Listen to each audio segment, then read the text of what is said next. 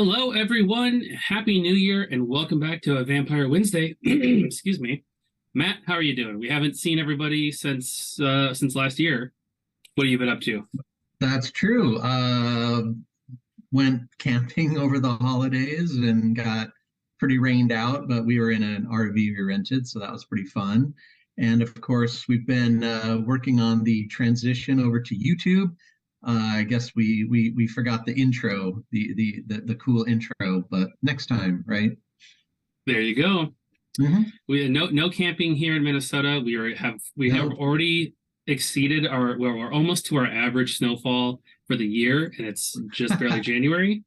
Oh boy. So I have done the winter camping thing, but not this year. A little No. bit too chilly, but it's Yeah. good to be back talking to people. I know Mm-hmm. everybody's been very patient. We basically dropped, hey, Salubri is coming with Ben Hakeem, and then said, all right, we'll see you in a little while. So I did thank I you, did everyone, for notice your patience. I did notice one other little growing pain, and that is that our names, yeah, Looks there like our it's big. Yep. images are in the wrong spot. So yeah, there we go. All right, maybe I just see someone the else mat, and I was noticed. like, oh, yep, they're right. Yep, there we go. Now we're all good. Well, everyone, we've got some news for you. We've got some news on OP kits. We've got some more information about Justice and Mercy. And then we've, of course, got some Some super sneak results. peeks. Some super sneak peeks of Justice and Mercy, actually. Not Yes. just news. Yes, yeah, we're going to show some more content from that, and then we've got the announcement on the community members and store that won the Haven and Coterie programs that we've been promoting to just build interest and build communities for the game, and then a little bit something extra at the end that I think people will be pretty excited to see, especially a couple people who I know watch this stream. So first off, Clan Clash events are happening right now. The kits are available if you are a community group, if you have a store, if you are, players at a store and you want to have one of these, reach out to me. We've got them ready to ship anywhere in the world. Essentially, they're all shipping from the US, so they will not have the ongoing issues with distribution that Europe and the UK have run into. You'll just get them sent to you. In addition to that, I have gone ahead and opened up orders of the first two rounds of just regular OP kits to anybody. So if you just go on the site now, you can go ahead and order those OP kits. Previously, you had to contact me and get sort of permission and get that enabled. They are now available. So if you want to get an OP kit and play with your friends and family there in your basement and just have your own small event, you are totally welcome to. Stores have had a nice period of exclusivity for those regular OP kits. And now I just want to make them available to anybody who is after them. That does not apply to Clan Clash. You need to talk to me to get that. It's just a much more limited kit. But if you just want to have a small event, pick up an OP kit, and you can absolutely do that. The other thing is some people did notice on our Discord, the Conclave event promos, those are available too now. So those are the special events we made up for the Continental Conclaves at Gen Con and in Europe. You can use them in place of the stock events in the Prague City deck. You could use them mixed up with them. Like, you can use them in any way you would like to just alter the experience a little bit, shake things up when you're playing your games at home, at your local game store, whatever you'd like. But Renegade Con is happening just under a month, February 3rd and 4th. Make sure to tune in on Saturday, I believe 2:30 Pacific. We will be having the World of Darkness reveals and deep dives. So that's going to cover the role-playing game, as well as like Hunter the Reckoning role-playing game, and all the Rivals news. So we'll be talking more about Justice and Mercy. We'll be talking about organized play, Prince of the City, things like that for this year, and just a lot more vampiric goodness. So tune in Saturday, the 4th of February, 2:30. And that will also be when we kick off pre-orders for Justice and Mercy. So we are going to show off a little bit more tonight, but pre-orders will kick off at Renegade Con. So we're just kind of here to whet your appetite, so to speak. And I know Matt has been, I'm sure wanting to show off a little bit more Yeah. now for the last couple of weeks here. But before Yeah. we get to that, Matt, you've got a couple minor updates to the rules FAQ explanation document. Yeah, we've got a January 2023 is up. Just two things. The first one should be obvious, just an oversight. We had previously had rulings about knowledge is power and City Park, but those were superseded by the rulings from Heart of Europe, which is A5. So we deleted, or really we left the entries, but mentioned this ruling has been superseded by ruling A5, which is the now all A5 is the Heart of Europe updates, which is saying that we're not triggering these at different times than other things as we had previously done. We were trying to be maybe a little bit too clever. Now everything triggers immediately upon upon announcement and paying for it, things like that. So you don't have to wait anymore. So it just tidying up the rules. The other one is about defining ownership. What does owning a card mean? Because now that is a little more important, because we're starting to get lots of convoluted, crazy card interactions involving things like spectral possession, right? If I spectral possession, steal somebody else's character, where can I put it? Can I return it to my hand with one of the new Dragon and Rogue cards? Can I get it into my deck? All these different crazy things. The basic rule is you can't put someone else's card into one of your hidden zones or into your personal burn pile, things like that. So so basically obviously that's a once in a lifetime trick of being able to steal someone's character and then try to put it back to your hand. So we're just saying, no, you can't do that. So cannot do that. Sorry. So that's about it. Yeah. And King of Cards, King of Cards in the chat saying, as a new player trying to catch up with the expansions, this is going over my head. That is entirely understandable, and it's not a big deal. This document is available on vampirerivals.com under organized play. It has all the card clarifications from the different rule books, as well as further clarifications and updates that have been made over time in response to questions that we get. If you are ever unsure about something, it's a great resource to check out. But most of this stuff, like these new additions, are really going to impact when you're just learning the game. These are rare, really tricky card combinations that are rarely going to come up. You're not going to. You would be hard pressed to ever see this in an actual game. So you'll also be happy to know, King of Cards, that we do have a new comprehensive rule book that is coming soon, and we might be able to get some of it online early, because I know that will help people just to have everything all in one place. So you don't have to worry about all this craziness. These are just some card interactions that were not intended and need to be nipped in the bud before it becomes an issue. So and if you go ahead and open that document, try not to be intimidated by the length, because a lot of that is just the re-inclusion of the rules, little card clarifications that are in the back of each rule book. So a significant portion of that document is just putting all that information in one place, as opposed to having all new content that you need to worry about. So you've already if you've read the rule book so far, you've already read half of what's in there. And it's a really helpful resource for somebody who's like running a tournament or something like that, where you're going to have people who maybe ask about these weird edge cases. But good to have, usually not something that you need. But I think we probably have some Banu Hakim and Salubri fans in there in this audience. What do you say we show them a little bit more about what this new expansion is bringing? 2 new clans. Let's first talk about Salubri. Before we show a card, Matt, tell me about the Salubri. I think you weren't there that last stream where I showed the art and I showed the name of the expansion. So I'd love to hear it from you. What's their deal? Yeah.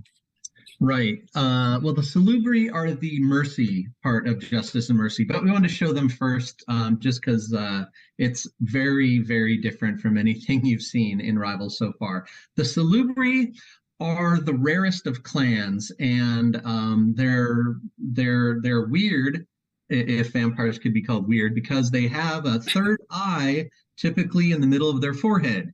It can appear elsewhere, but typically the middle of their forehead. And the other thing about them, they're a very rare clan. There's only a handful of the Salubri left in the world. So we tried to think of ways to make that work for us and provide a new play experience that people might be interested in trying after making decks the same old way they used to. So the Salubri are they're the masters of mending. That's part of their mercy thing. So they mend themselves well, but they also don't mind mending other people and are rewarded for doing so. They're also good at affliction removal. Affliction are negative things that other people have done to your characters, like putting curses on you or other negative effects, -1 BP tokens, etc. They have lots of ways to get rid of that via their fortitude discipline.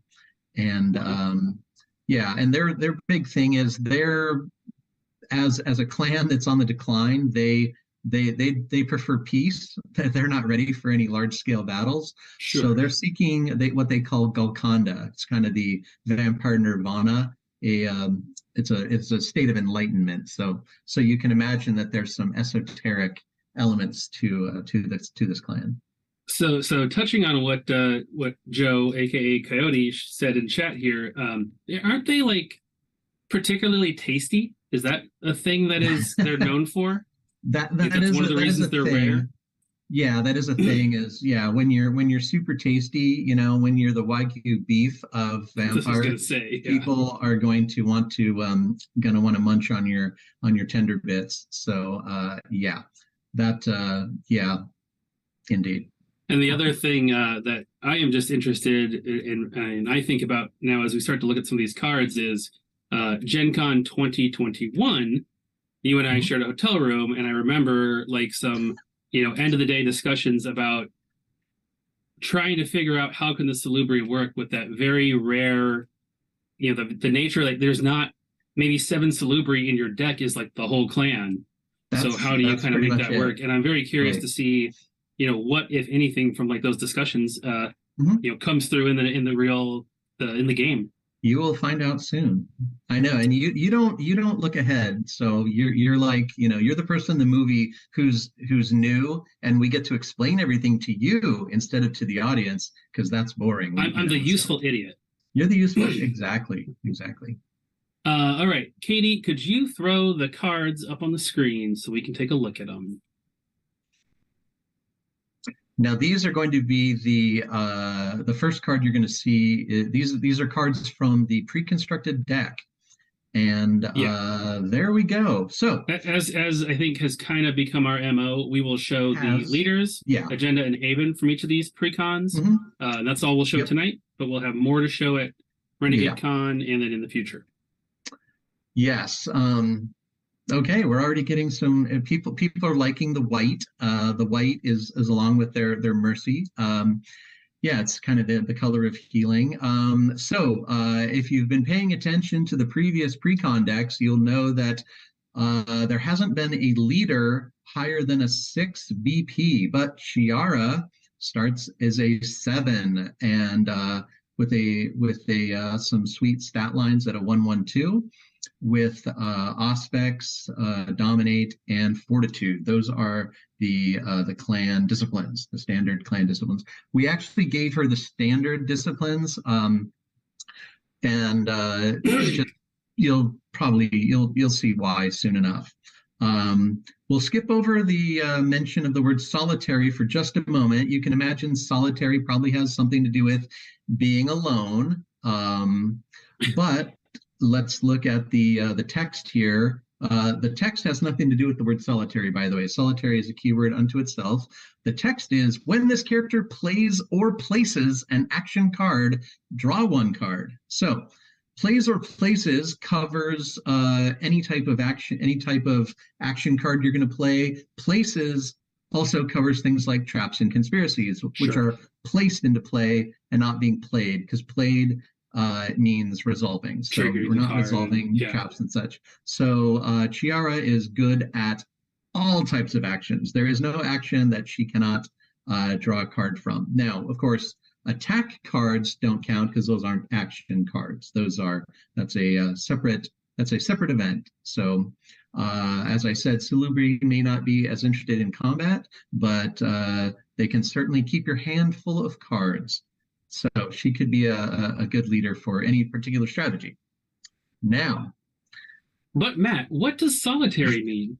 Well, thanks for asking. Gosh, I'm sure no one was wondering at all. Well, since there are so few Salubri in the world, we thought, it just doesn't make sense for them to run around as a giant clan of vampires. Even though your Coterie deck, your faction deck, is going to still have 7 cards, you have the ability to run a single character in your Coterie with some certain advantages, and you will not be super paranoid about losing a character like you would with any other clan. So I don't see the solitary thin blood deck going very far, but Salubri have some tools and some benefits, as I understand it.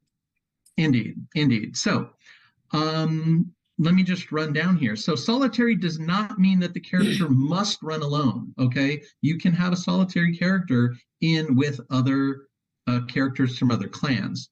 The issue becomes with multiple solitary characters. That's an issue for you, but it's also a benefit, and here's why. So no matter how large your coterie is, you can only control one vampire with solitary at a time. That's each player can only control one. If you recruit a new solitary vampire, you're going to burn your old one, okay? Essentially, they don't want to be seen together because it makes a super tempting target to just come in and wipe out half of the Salubri population in one night. So you're just not going to find more than one solitary per coterie, okay? Makes sense. Now, the benefit is if you decide you want to run solo, completely solo, no one else in the coterie, then you get the benefit of when the solitary vampire is defeated or sent to torpor, burn them unless they suffer diablerie. Now, again, you're burning them because they want to run away. They don't want to stick around to be in torpor. They don't want to, they're running away. You could consider it that way. They don't want to stick around for any final death like that. So you're not going to find too many, you're not going to find a Salubri in torpor while there's another one in play, okay, that's in your coterie active. But when you do have your character, when your character is defeated, you can immediately recruit another one of any clan from your hand, paying their prestige cost as normal. This prevents you from losing due to coterie elimination. However, they do not gain your leader token. This is why Chiara, as the typical starting leader who's going to set the stage with a lot of nice ongoings and other action cards, she's going to be your leader, but if she goes, you're not going to have a leader anymore. And you'll see there's no way to how get that that works back pretty soon. The other benefit of playing just a single vampire is when this vampire plays or places an action card, ready them. So Chiara can either, during her turn, she could play 2 ongoing, she could play 2 actions, she could play 2 clairvoyance, whatever. She could play an action card and then still make an attack because she's going to ready after playing an action card. So that is solitary. Does it mean I get to go to my own table and play by myself? No, I guess it doesn't. No. Still no solo mode. Yeah. Now, controlling one vampire means that you are unlikely to be putting the coup de grace on a coterie because you're really only going to get 1 attack per turn unless you can find some trickery, of course. Sure. So that in that sense, the Salubri are not as interested in smacking down their rival. They are more interested in doing other things. And as long as you can keep some prestige in your hand, you can keep yourself alive with a free recruit when your character is defeated. Now, if you don't like your character, if your solitary character is not working for the current situation in the game, you are free to just recruit a new solitary vampire. If the character that you recruit has solitary, that means you've got to burn your old one. Yep. Now, let's think about what this means for solitary characters in non-solo Coterie, right? So a salubri, let's just kind of back up. A salubri only deck controls only one vampire at a time. You could do a mixture where it's like, okay, maybe you have 4 salubri and 3 of something else. Mm-hmm. But you're gonna lose the benefit of the. You're gonna lose once recruit. You control an additional character, you're gonna lose that solitary benefit of the free recruit and the readying. Okay, yeah. So let's think about the other ways that it can work. So if you're gonna run as a solo, you want to make sure you've got a backup character in your hand. Doesn't matter what clan it is, you're going to get to recruit it for free immediately upon the defeat of your solitary. Any character, doesn't matter. And when you say for free, you mean with no action cost? With no action cost, correct. You're still paying the prestige. Yep, good point. So a mixed clan coterie can have a salubri leader and recruit non-salubri with no issue. You're just playing the salubri as a regular character. You're not bothering with the solitary ability. And for Chiara, she doesn't need to be solitary to get her ability to draw cards when she plays an action. She's just not going to ready when she does it. Okay, so these characters can be quite useful.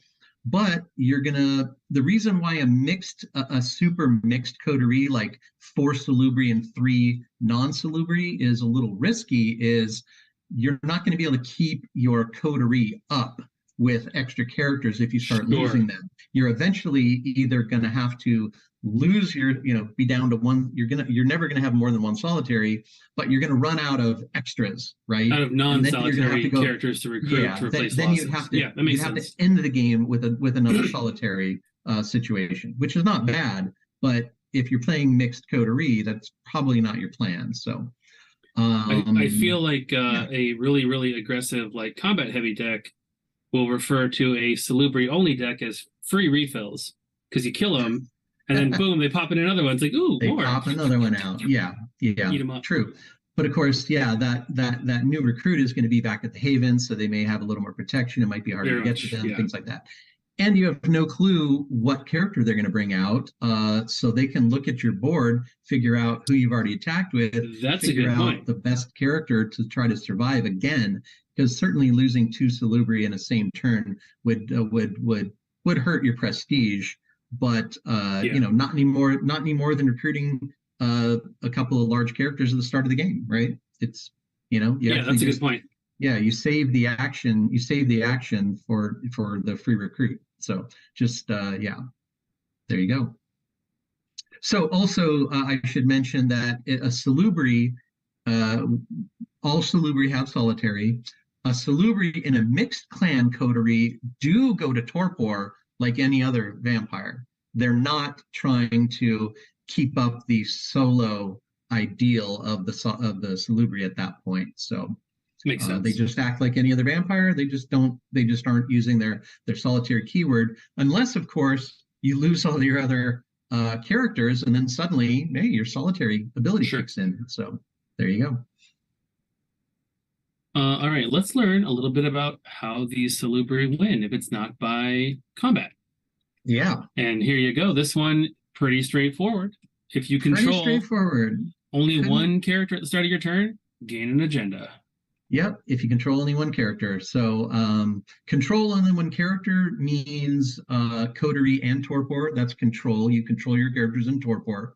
So you have to be a serious solo deck here, not. And that was going to be my first, or one of my first questions is, I'm assuming if it holds to the theme of all of our previous precons, that precon deck is salubri only.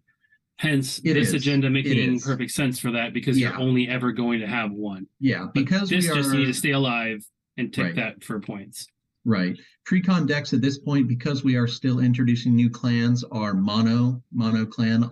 So all 7 characters in the Salubri pre-con are Salubri. That could Makes change in the sense. future, but there you go. Now, first thing people might want to note with Army of One, I'll read it. At the start of your turn, if you control only one character, gain 1 agenda. Seems pretty easy.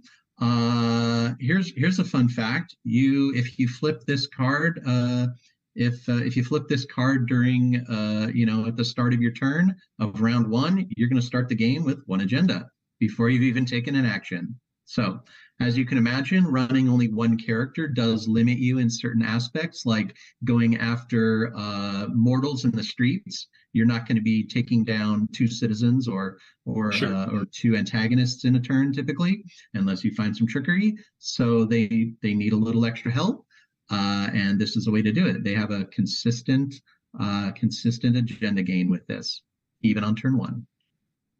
And I guess really the only downside that I can see of revealing your agenda immediately is that there's all it does is eliminate the mystery that you could be trying something else, because there's nothing that like True.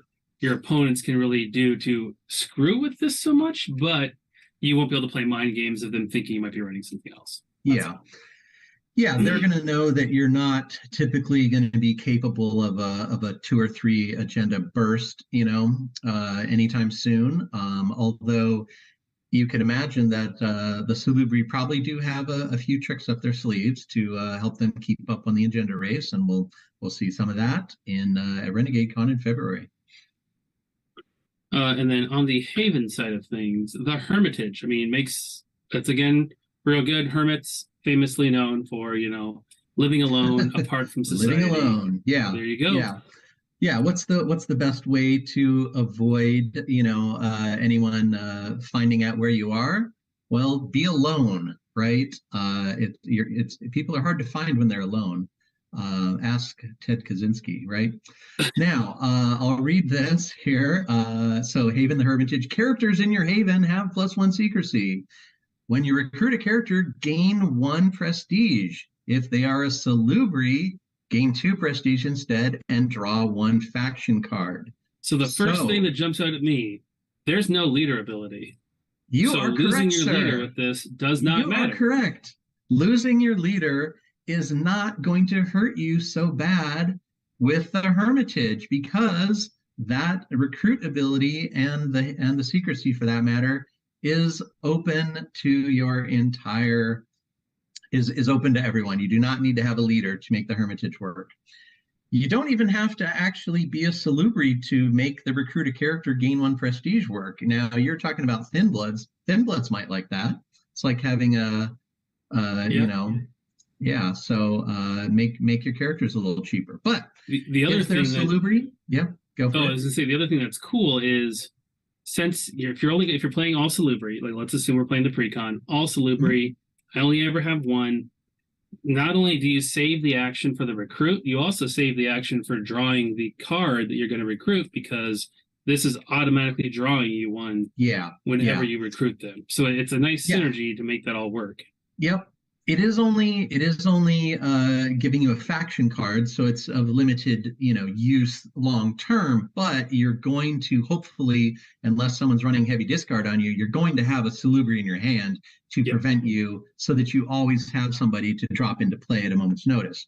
And I will also say, if you didn't notice by the 7-cost Chiara leader, the Salubri do tend to run a little high on the BP scale. You can imagine that the low-level Salubri were the easy pickings that have already been munched on by the other clans. So in order to actually be able to survive a character loss or 2, when your characters are 7, 6, 5, things like that, you're going to you're going to need to have a little bit of prestige gain. Now, of course, the slight advantage of a Salubri is they don't go to torpor, so you actually don't put any prestige on them. They just get burned, right? They're running away. Oh, okay. So you're actually saving 3 prestige per vampire over the life of that vampire. You could say that, yes. Yep. Indeed. Interesting. Okay. So this, I mean, I don't know about everybody in the chat, but this makes me very much wonder about all the other cards in the pre-con deck, but those will come another day. Another day. But it's not, because it's not just Salubri. It's Right. Banu Hakim too, also making it the justice half of Justice. The justice half, yeah. And I think if I did this right, we will start off with Al-Raz Tahir, Banu Hakim Al-Raz Vampire. Somebody asked for black and gold for their coloring. You will point out there's gold elements in some of the templating there, which I think looks very nice. Yeah, yeah. Okay, so I see another keyword here. We do have another keyword. And we'll get to that in a moment. I think people are already kind of wondering in their minds, what could this possibly mean? So Al-Raz Tahir, he's a 6 BP, 2 physical, 0 social, 1 mental, with blood potency, celerity, and obfuscate. Those are the Banu Hakim traditional disciplines. Now we'll skip Diabolers for a second, and we'll look at the party ability of the Banu Hakim leader, pre-con leader, which is when an attacker in this party does not defeat their target, replace 1 blood on the target with 1 of your color from the general supply. So as a party ability, you might be able to do this twice in a round, right? If he's in the party and and someone else in the party makes an attack and then he makes an attack, you can replace 2 blood on somebody. So you're not that worried about defenses. Clearly, replacing blood on people is going to be good for some of the blood sorcery rituals. And I'm sure that we will find other reasons that they want to do this very soon. So let's talk about Diablerist, shall we? Yes. Excellent. So this is a double-sided reference card, correct? It has both Solitary and Diablerist on it? That is correct. So you'll be able to have this reference card at the table, and if someone's curious about what Solitary does, you can flip it to that side. If someone's running a Diablerist, you can leave it on this side. If you've got both, you're going to have to get out your spatula so you can keep flipping it back and forth. So Diablerist, as you can imagine, has something to do with diablerie. Now, you noticed on Al-Raz that he could do some blood swapping, right? Well, that is important for the new keyword Diablerist. There are some ways to do diablerie from other card effects in the past, but now the Banu Hakim, who are known, I guess we didn't really talk about the Banu Hakim like we did. So let's talk a little bit about that just to set the stage. So the Banu Hakim are like they have a passion for blood and for justice, okay? And they like to uphold the law, which is part of their justice thing, which is handled a little bit more in the Crypt Pack, but we'll get to that. So Diabler, they also, if someone is breaking the rules, they're not above performing diablerie on that vampire. And in fact, this is unauthorized diablerie, which means that they're not getting permission to do this. They are self-righteous enough that they're going to decide to do it on their own without permission from the prince, which is going to put them at a little bit of risk, okay? But their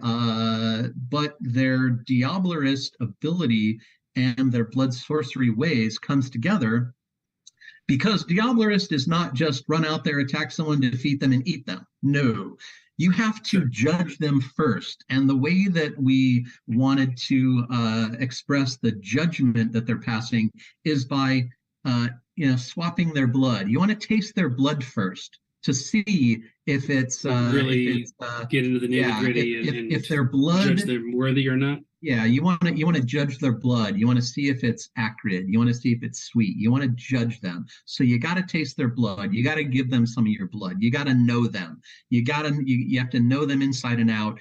If a Diablerist character, and I should say many of the Banu Hakim are Diablerists, but not all, okay? When a vampire with the Diablerist keyword defeats a vampire during an attack that had 1 or more blood of your color on them, you may perform unauthorized diablerie against that vampire. We've also now defined that an attached vampire is called prey and cannot be detached detached voluntarily.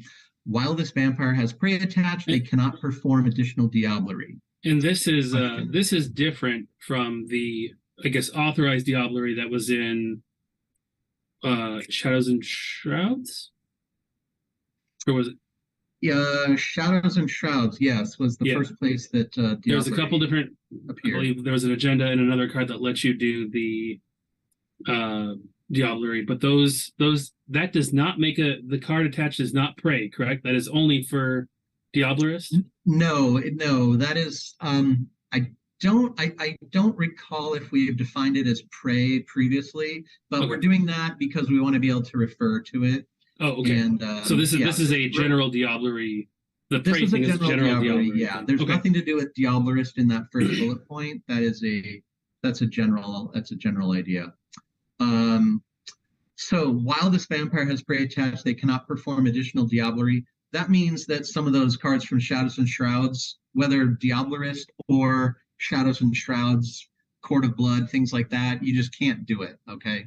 So that's part of being a Diablerist is you've made your judgment, you've eaten a fellow vampire, you're done, okay? Sure. That's while they have a prey attached. If you lose it, then you can do it again.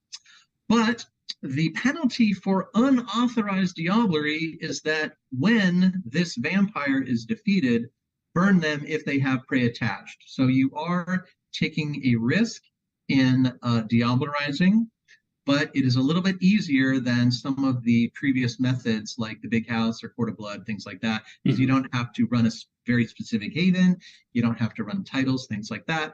You just have to get you have to swap one of their blood to your color. And of course, while you have a prey attached, you're going to have probably some extra attributes. You're going to have +1 BP. You're going to have extra disciplines. So you probably can absorb an attack or two, let's just say. Mm-hmm. Cool. So more diablerie for those of you that are into that sort of thing. Hey, we don't judge here. And then their agenda, Ritual Master. So I didn't read these, but I did notice a lot of ritual references here. So I think maybe some of the people who've been looking to make a ritual deck work, there'll be some tools in this for you guys. Real quick question from Dungeons and Daubers. Can you move a prey from a vampire using Vladislav or something similar? I forget the exact wording of Vladislav. I think it's an attached card. Prey are attached, so I should have done my homework prior to this, but I'm pretty sure you can, but I will look into it if I am incorrect. I'm pretty sure you can. If I'm incorrect, I will mention something in Discord. Because I think Vladislav just says like he gets to move an attachment from one character to another. I think so. So I think that works. Okay, Ritual Master is exhaust, move 1/9 title attachment you control from one card to another card. Does not trigger attach effects. So yeah, as written it should. As written it should. Yeah, we're all for letting you come up with crazy combos as you will. So that's part of an expandable card game and card gaming in general, and we encourage that. Mm-hmm. So I mean, anyway, Ritual Master. At the start of your turn, if there are 3+ blood on ongoing cards you control, draw one card and gain one agenda. So then when a ritual you control leaves play, gain one agenda. So this kind of helps you when you're building up your rituals, and then also when you actually use your rituals, use the blood as charges, it also is going to help you again. Plus the original one gives you a draw one card. So there is one fun little tidbit with that first sentence there. It doesn't have to be a ritual. If you can find an ongoing card that has blood on it, even if it's not a ritual, it might still help you out. Yeah, and I remember is it Dragon and the Rogue that had some cards that could move prestige and you could like place them, prestige or blood, you could place them on either side?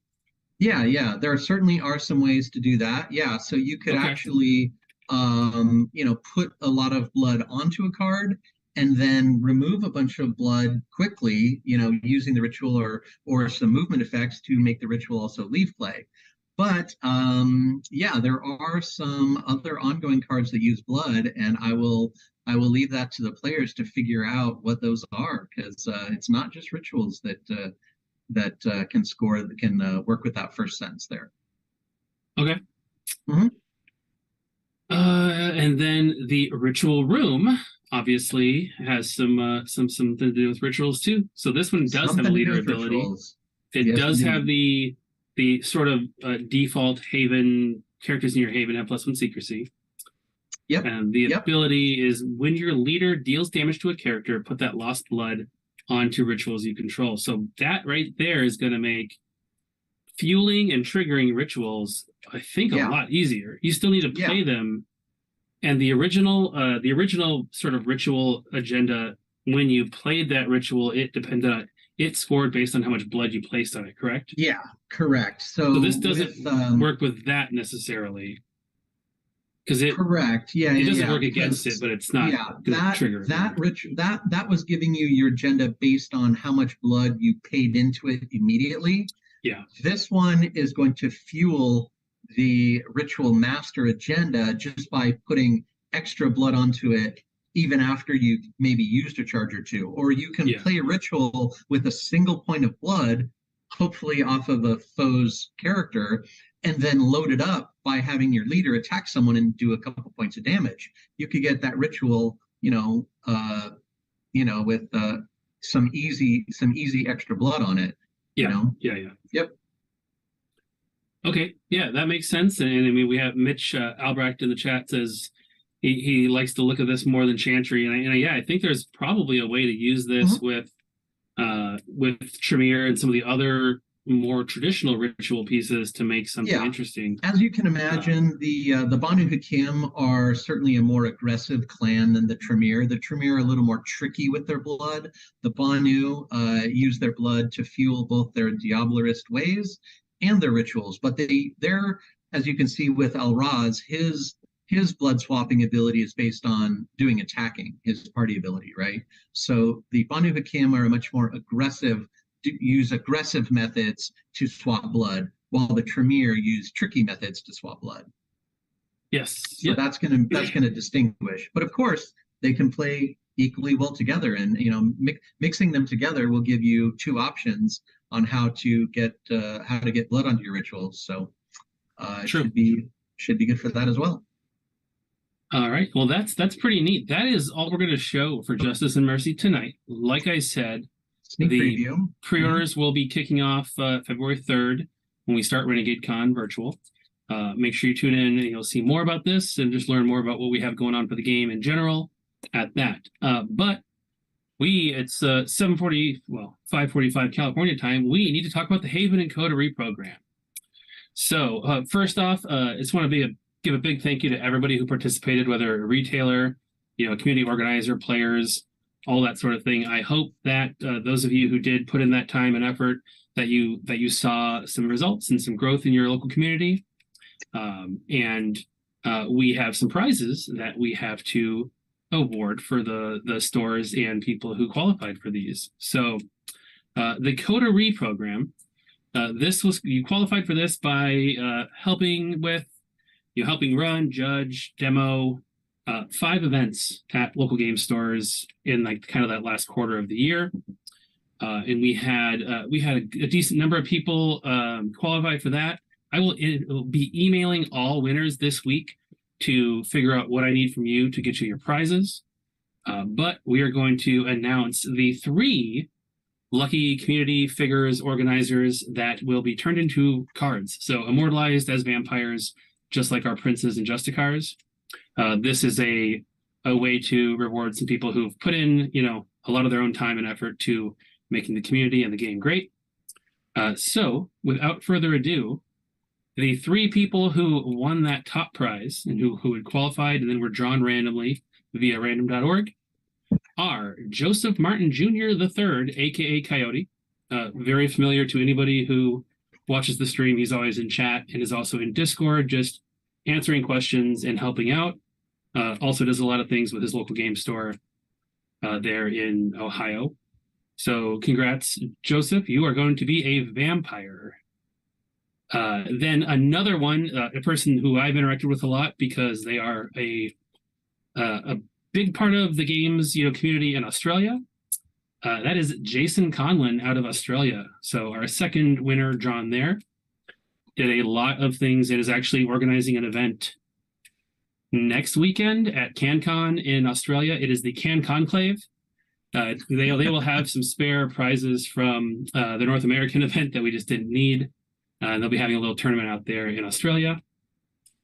And then last but not least, another person very active on Discord, played in several Prince of the Cities, and I know is at Gen Con, Leah Norenberg, aka Tremere Queen. So 3 new vampires who will be available at some point in the future to be playing. Mm-hmm. Is Mr. Fuji Jason? That's what chat seems to be saying. That would make some sense, actually. I swear they're different people, but they are both Australian. I'll give them that. Yeah. And I see Yassine is here in the chat. So while Yassine did not win the card reward, Yassine is one of our 3 winners of $50 in store credit. So actually, Mitch, who's in the chat as well, won $50, and Edward Shannon of the SoCal kind of Los Angeles crew, who I know has been running a lot of demo events with Robert Bruce, the local player. Yeah. You 3 all won $50 in Renegade store credit, so I'll be in touch with you to get your information and get you hooked up with that.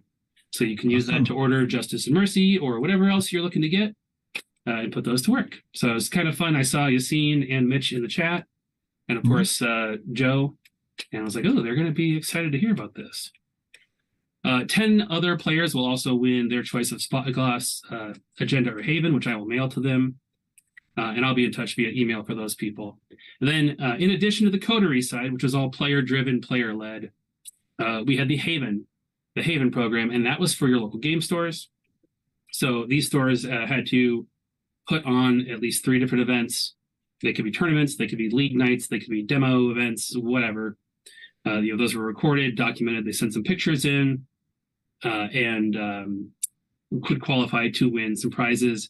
The top prize being to have your store become an actual in-game Haven. So Matt, you guys have been working on a game shop Haven card, correct? So the card design and stuff is being worked on, but we didn't know what store that was going to be until now. Right. And on this side of things, on the Haven side, Atomic Empire in Durham, North Carolina, was our randomly selected store that qualified, who will be turned into the Haven. So I'll be in touch with Atomic Empire. We will get an artist working on the art piece for their store, and then we will also make sure they get a nice print of that to put up in the store as they're kind of immortalized in game. So congrats to Atomic Empire. Similarly, we had 2 stores that won $500 in store credit, so they can use this to buy Renegade product for their, for them to sell or whatever else they'd like to do. And those 2, they're both Prince of the City hosts as well, in addition to Atomic Empire from last year. Igar Games in Pennsylvania and Gameology Pasadena in Pasadena, California. Each won $500 in store credit. So that is really happy to announce that. Several more stores will get some OP kits in smaller store credit too. Again, I will contact them directly. So everyone, thanks for participating in that. Putting in the time and the effort to run those events, to teach the game to people, that sort of thing. Fantastic, and we are really pleased to be able to reward the people who put that work in. Mystrio2 asking, will the new expansion be delivered to the EU over the new shipping company? So let's take a quick second to talk about the EU and the UK. The company that we partnered with to handle shipping for you guys a year and a half ago has really not lived up to expectations, as I think everybody in those areas knows. It has not been a smooth or particularly positive experience. We are getting an entirely new partner to handle the EU and the UK that will be able to do things quickly, provide things like tracking, correct orders, that sort of thing. That is not in place yet.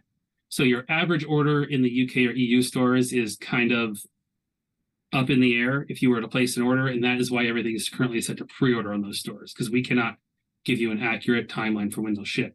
However, the Dragon and the Rogue was not shipped to that warehouse because we were aware of the issues. They went to a different facility that can handle fulfillment for this sort of thing very well. They don't do day-to-day ordering as well, but for a big pre-order, they're great at it. So as soon, the UK has already been shipped to. For those of you in the EU, the Dragon and the Rogue will ship quickly as soon as it arrives and is checked in at this new warehouse. We had to reship it from China because we'd initially shipped to the bad warehouse. It's a whole thing. The next expansion will either go to a new permanent replace, either a new permanent replacement for the warehouse, or it will go to the ones that are shipping Dragon and the Rogue, so they shouldn't be impacted. So Mystery Ode asked, yeah, the new expansion, one way or another, will go to a functional warehouse that can ship it and provide, tracking and good customer service and good experience. So which way that will happen yet, I don't know yet, but don't try not to worry about that. And believe me, everybody at Renegade shares the frustration and understands the annoyance that the folks in the EU and the UK have been dealing with. We need to get that kind of stuff. As always, if you're having issues, if you have a unusual situation with your order, reach out to me and I will do what I can to help you out. But that's our everything but our one last thing. I know we have at least one person on this call or on this in the chat who is going to enjoy seeing the next picture. So Katie, if you could go ahead and throw the card view up on the screen again.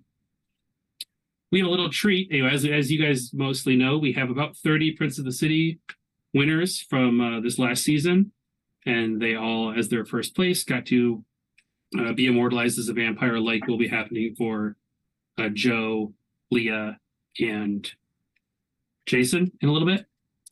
Mm-hmm. But we've gone through the process of assigning them clans, and we kind of split it up to try to give every clan some new blood. No pun intended there. And then we had to, get reference photos. Then the team has been designing those cards, and we've actually got a couple of art pieces to show, starting off with Ainsley. So this is Ainsley's card, I believe a Malkavian vampire, along with their cat, as requested. So Ainsley, I know you're in the chat. I hope that you like this portrayal of yourself.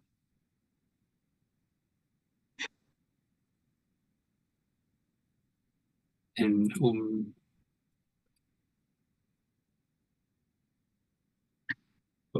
cool.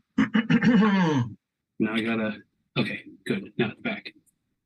Oops, sorry, went off that. The second one we have here is Ali Cavassini. Ali is the Prince of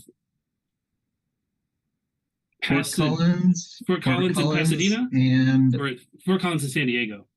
Fort Collins in San Diego, yeah. Fort Collins in San Diego. And Ali here is a gangrel.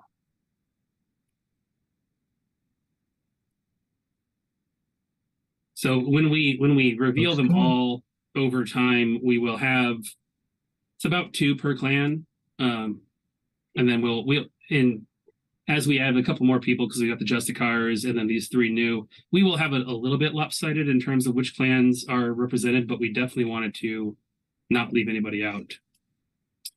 Mm-hmm. And then last but certainly not least, another SoCal community member, Robert Bruce, and this one is particularly topical because he's a Salubri. Oh yeah. So I've been seeing there's been a lot of sketches coming through. These are all, completed art pieces. We've got sketches of a lot more of your cards, and we are definitely going to be showing some more of those at Renegade Con. So those of you who are princes, make sure you tune in. You might get to see what has been going on with these cards. And these are planned for a vampire pack later this year, just a foil pack that'll be a kind of a vampire booster and just add some new options for every clan. and give some new tools and toys. So Mhm.